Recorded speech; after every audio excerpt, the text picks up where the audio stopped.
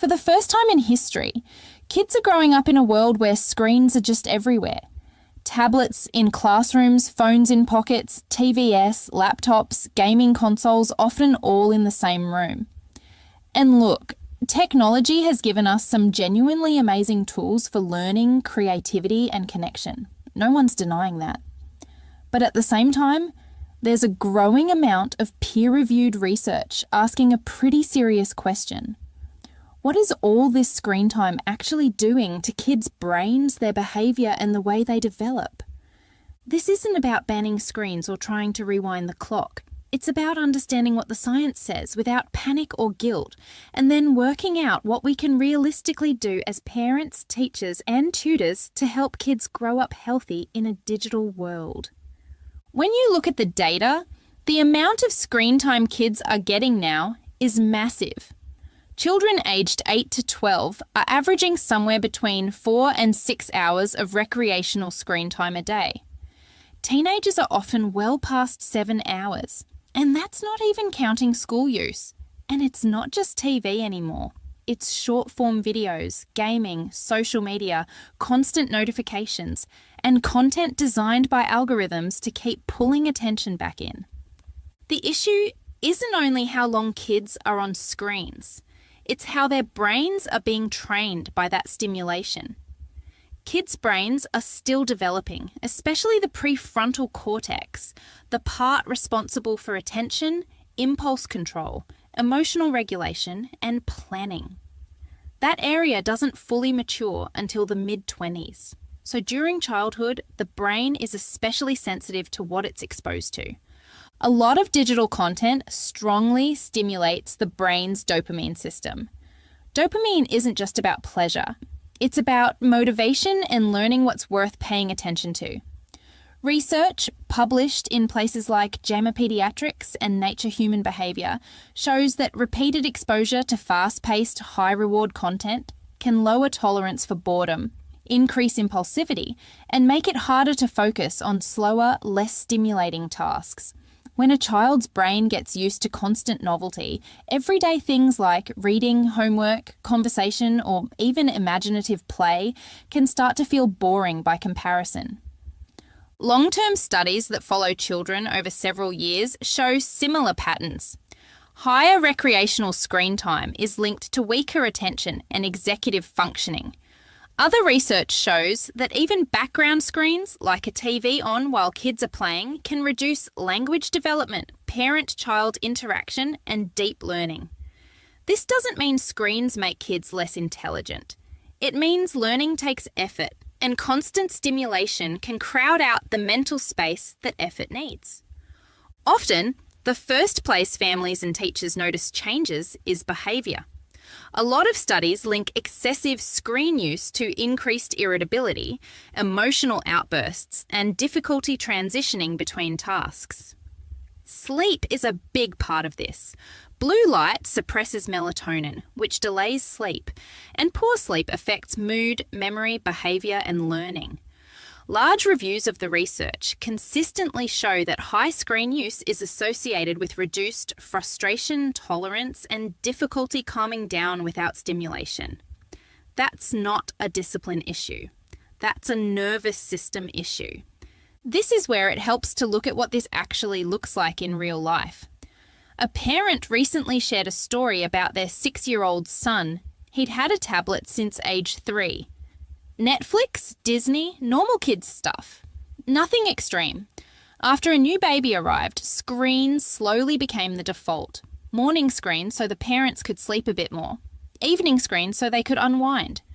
Before they really noticed, he was getting around 3 to 4 hours of screen time a day. The changes were subtle at first. Meltdowns when it was time to turn screens off. Bedtime drifting from 7:30 to around 9.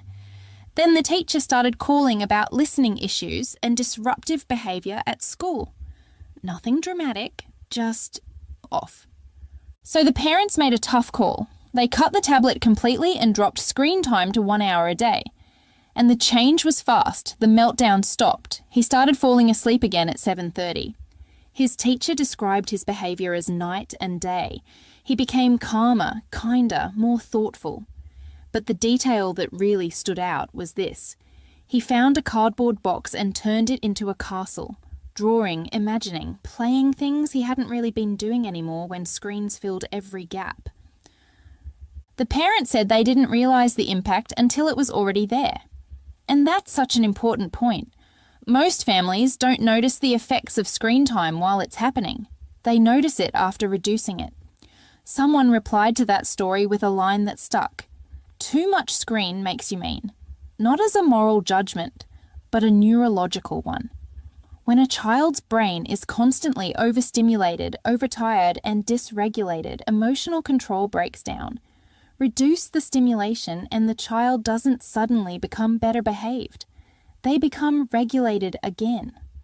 Social development is another area that gets quietly affected. Human brains evolved for face-to-face interaction. Eye contact, tone of voice, pauses, facial expressions. Research published in Computers in Human Behaviour shows that higher screen use is linked to difficulty reading social cues and reduced empathy recognition in children. Screens don't automatically cause social problems, but they can replace the real-world practice kids need to develop those skills. You don't learn conversation by watching one, you learn it by doing it. It's also really important to say this clearly. Not all screen time is the same. The research is very consistent here. Passive, fast-paced, entertainment-focused screen time is where most of the concerns sit. Educational, slower-paced, interactive use, especially when guided by an adult, shows far fewer negative effects. Video chatting with grandparents isn't the same as endless short videos. A structured learning activity isn't the same as algorithm-driven content. The problem isn't screens themselves, it's unregulated, unintentional use. So what do we actually do with this?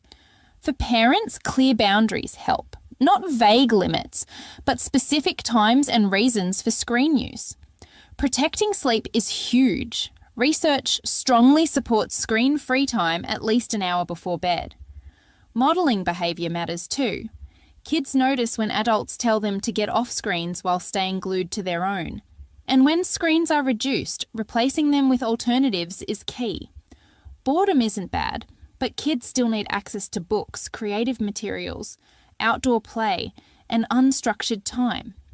For teachers and tutors, balance is everything. Screens work best when they're used deliberately, not as fillers. Research supports prioritising hands-on, paper-based and discussion-based learning where possible, especially for younger students. Short, focused tasks help build attention stamina. Conversation deepens learning. Technology should support thinking, not replace it. This isn't about fear or guilt. It's about recognising that kids are growing up in a world their brains didn't evolve for, and they need guidance navigating it. Screens are powerful tools. And like any powerful tool, they work best when used with intention. With structure, balance, and awareness, we can give kids the benefits of technology without sacrificing attention, emotional health, or curiosity.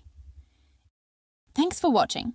By the way, our Turobot app makes worksheets in seconds. Any subject, any age. If that helps, the link's below. And we'd appreciate a like and subscribe if you enjoyed this. See you in the next one.